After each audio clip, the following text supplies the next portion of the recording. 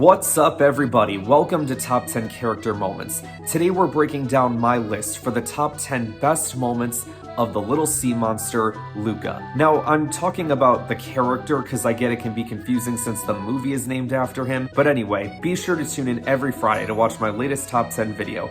In each video, I will break down my list for a specific character's best moments and why I like them so much. If you haven't yet, be sure to subscribe to the channel. I made it past my 150 subscriber goal thanks to y'all. So now it's time for me to reach my next goal, which is 300 subscribers. If you haven't yet, be sure to subscribe, and if you have, tell your friends, family, neighbors, let them know that this channel is the place to be. And then tell them to head over to Sector for Nerds as well, link in the description below, as I'm trying to reach 1,000 subscribers by the end of this year. Before we talk about Luca the character, I want to talk about Luca the movie. This movie is absolutely amazing.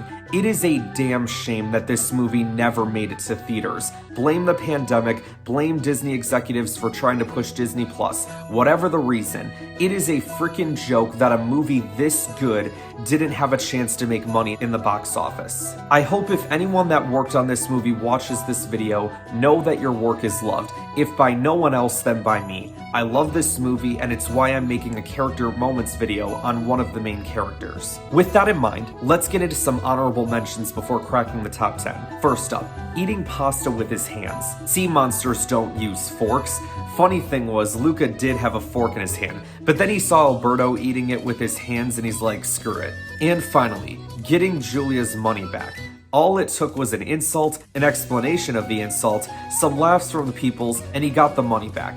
Good job, Luca. Alright, you guys, let's get into the top 10 list itself. You guys ready? Here we go. At number 10, being out of water for the first time. He took in the sights and sounds that we hear every day, so it's normal for us, but for him it's a life-changing experience. It's like Star Wars The Bad Batch when Omega walks onto a new planet for the first time. There's a moment she picks up dirt and obsesses with that. Not a jar of dirt, just dirt. So many references. Okay, we're going on way too many tangents right now. Let's get back on track. At number 9, hanging out with Alberto. I like this because Luca makes a new friend, has some fun, and learns not to be afraid. Silencio Bruno. Wait a minute. Who's Bruno? Alberto's father, perhaps? At number 8, going on a journey with Alberto. His parents were going to send him away, so he runs away from home before it happens. So he and Alberto travel to Porto Rosso to find a Vespa. It's Alberto's dream to have one, and Luca goes along with that dream.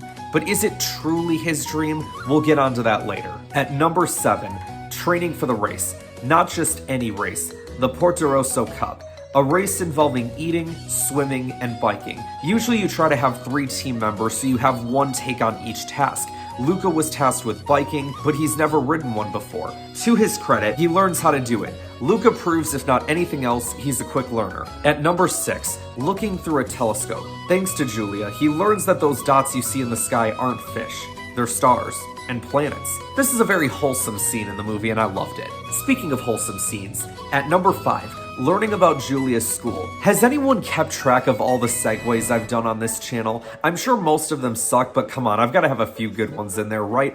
Anyway, the two of them nerd out about all the stuff Julia's learning in astronomy. Luca is very excited by it all and shows interest in wanting to go to school too. He gets super excited and raises his voice, which I can totally relate to, by the way. When I get really excited about something, I tend to raise my voice. I'm like a 10-year-old inside of an adult's body. I know how you feel, Luca and Julia. I know how you feel. At number 4, standing up to Alberto. Alberto starts to get jealous once he sees Luca spending more time with Julia. He thinks she's trying to take his best friend away. And it gets to the point where Luca's like, hey, enough is enough. I want to go to school. I appreciate Luca for standing up for himself, and I don't blame him for not blowing his cover when Alberto did. Again, it came from a place of jealousy. He was so afraid of losing his friend that he lost his friend. Now eventually Julia does figure out that Luca is a sea monster, and she makes him leave not because she hates him, but because she cares about him and doesn't want to see him get killed. I mean, her father hunts sea monsters, lol. At number 3,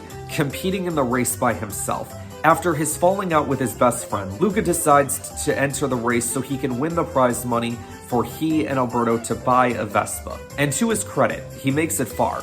Even with being at some disadvantages like not being able to swim properly and not knowing how to eat noodles properly. But once he makes it through, he dominates the biking portion, given that's what he trained for.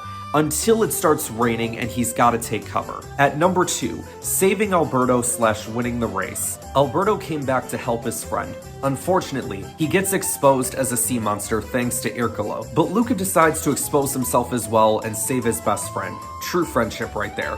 But that's not all. When the bad guy is about to kill them both, Julia rams headfirst into his bike, harming herself to save her friends. But her friends weren't gonna leave her behind either. See how great this thing called friendship is?